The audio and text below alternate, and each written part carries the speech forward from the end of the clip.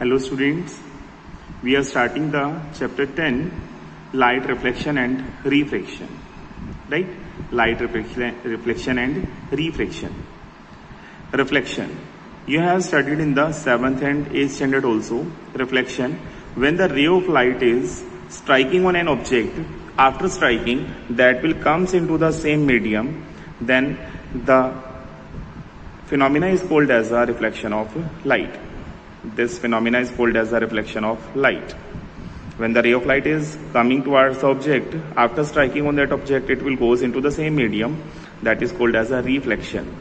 The ray which is coming toward the object, that is called as an incident ray, that is going in the same medium, that is called as a reflected ray. There are two laws of the reflection, as we have studied previously. We will draw a perpendicular here, 90 degree, that is called as a normal.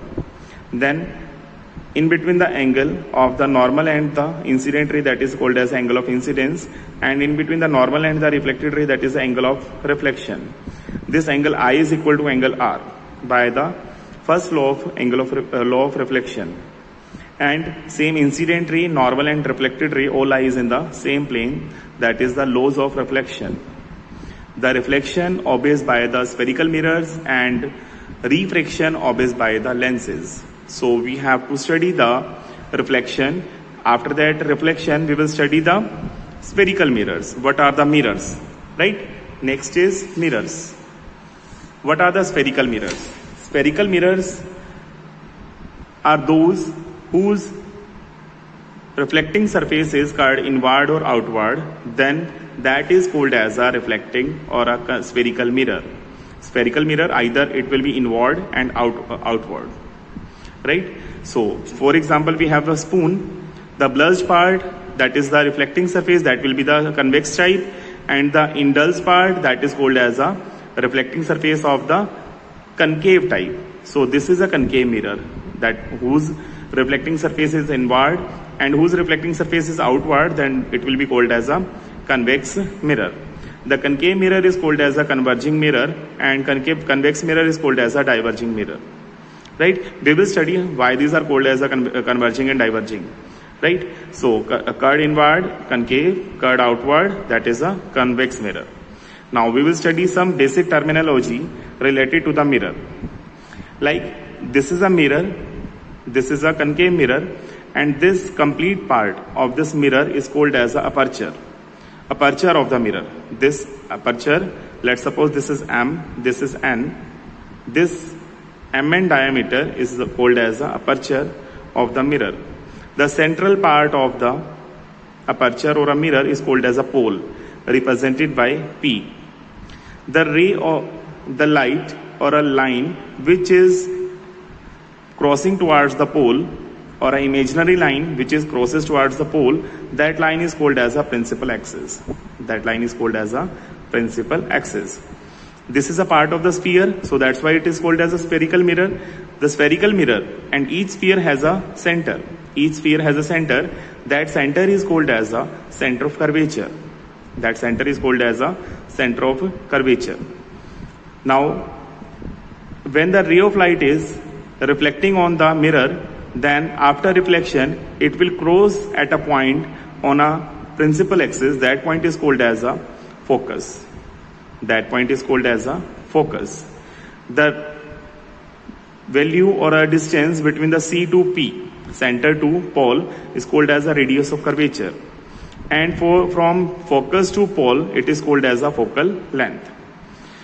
The concave mirror is having the center on the left hand side, and convex mirror will be having the center on the right hand side. So the terminology will remain the same in between the concave and the convex mirror. After this, we will study how the images are formed. Images are formed in the mirror. First, we will do the three formulas or three rules for the spherical mirror. When the ray of light is parallel to the principal axis, when the ray of light is parallel to the principal axis, after striking on the mirror, it will cross to a point on the principal axis, that is called as a focus. That is first rule. Similarly, when the ray of light is parallel below the principal axis and cross down at a point on the principal axis, that below the focus. But in the convex mirror, see here, when the ray of light is parallel to principal axis and it will goes into reflection. If this light is supposed to meet at backward, that point will be called as a focus, because convex mirror is having the focus on the right hand side, but for the reflection that has to be obey in the same medium. So that's why that we will do the supposing point or a supposition to meet, right? This is the first rule. In the second rule, when the ray of light is passes through the center of the curvature, and on striking the mirror, it will goes into the same path. It will goes or reflect into the same path. That is the second rule. Similarly, in the convex mirror, when the ray of light is coming towards to the reflecting surface, then it will goes into the same medium. The supposed point will be the center of the convex mirror. The third rule, when the ray of light is directly come towards the pole, then after that will be the angle of incidence. With the same angle of reflection, it will goes into the reflection, because we know that angle of incidence is equal to angle of reflection, right? After that, these are the main three rules for the image formation. Now we will do the image formation by the concave mirror. When the object is put at infinity, then all the rays after striking, it will meet at a point that is called as a focus. So object is at infinity and position of the image is at focus, and it is a real and inverted, and it will be the point sized, diminished or a point size. How it is real inverted? Because it will be in the same medium. If it is in the same medium, then it will be real images for the mirror, and that will also the inverted also, right? We were taking the second beyond C. Beyond C means center, far away from the center, right? We are taking the object. We have to take the object always in the left hand side. After striking, we will take the 2 point from, or the two rules out of the 3, any 2. After striking, it will cut the focus. At the pole, it will goes with the same angle of reflection. Where these two images or a reflection meet, that is the point of image. We will take the arrow. B is here, so B will also here. That is called as a real and inverted images. Where it is in between the focus and center. It is in between focus and center. Real inverted because it is in the upward, that's in the downward. So it is really inverted. And the size will be small. Its height is high or a large, it will be small. Same at center. If it is at center, object is at center, then what will be there? The ray of light will goes parallel, then it will cut to the focus. Same here. The ray of light will be goes to focus. So the meeting point will be at focus. So that's why where the two lines are meeting, this reflection will meet at this point A. So this is a real and inverted image, and this real and inverted image, where it is at center. It is at center, same size as that of the object, and real and inverted. After that, the fourth point that is very much important and that comes in your exam also many times. When the object is in between pole and focus, in between focus and center. When the object is in between center and focus, then it will goes into there, that point will be there, and after this that will cross to the pole, the point will be there. Where these two reflection meet, that will be the image point. This is the image, right?